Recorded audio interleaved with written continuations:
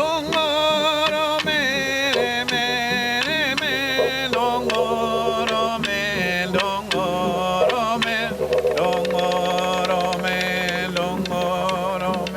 year ago, if you asked me, would the Gold Coast be the next World Surfing Reserve, I probably would have said no, in all reality. It went on a roller coaster to really get to where it is today. And I think it's just really the diligence of the local community and folks like Andy McKinnon. His absolute undying passion is what made today possible and what put Gold Coast on the map as the next World Surfing Reserve. The Gold Coast World Surfing Reserve Chairman, Andrew McKinnon.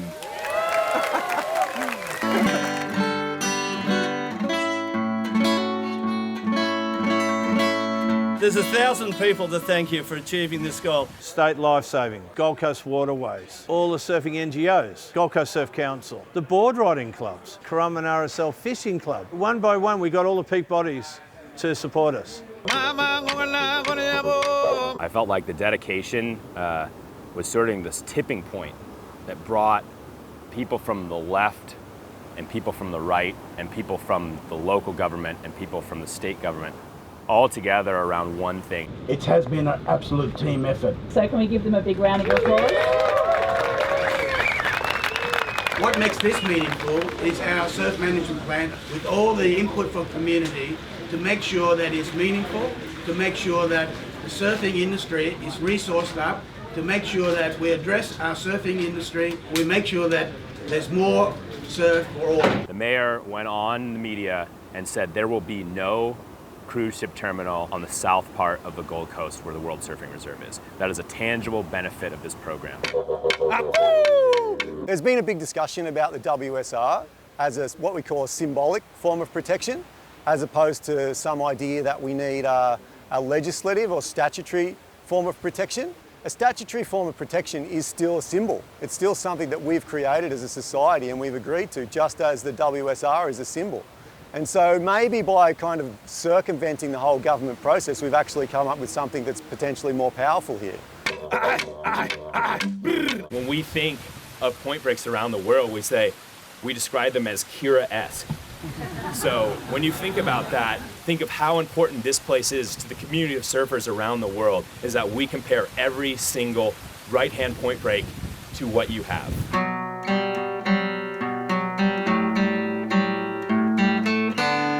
My first experience on the Gold Coast was in '85. So I've been able to be here for a long time, and to see what has changed and what hasn't changed. Ultimately, the beaches are still as beautiful and as white, and the water's just as blue and clear, and it's got to stay that way.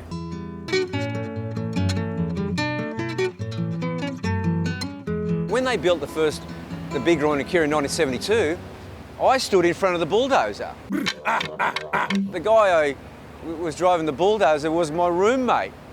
He'd got a job with the council. The greatest barometer in society is mums. And now mums drive their children to the surf.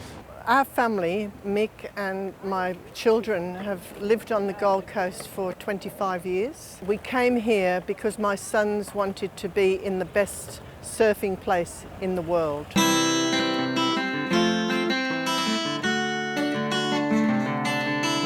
Look, I live here, you know, I want to see for generations to come. I want to see kids come through and have the same opportunity that I did. There's real protection of our point breaks now, and it's just that precedent that needs to be set, where you can now sort of go with a voice that carries weight.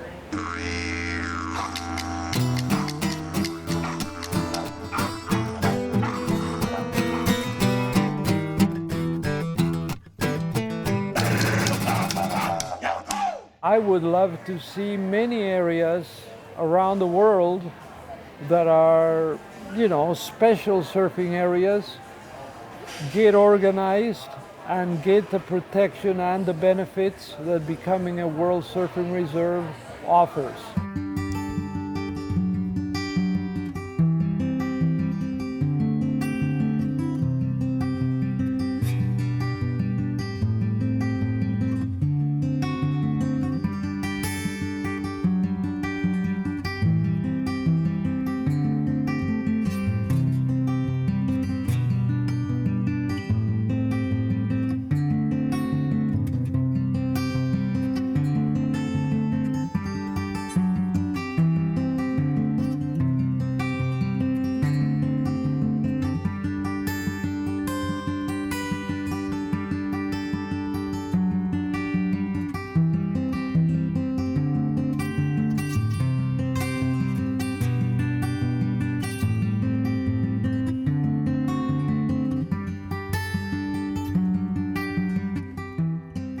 Okay, and don't forget, we've got $5 on the Gold Coast World Surfing Reserve booklet. You can get it over there at the Cafe Diva.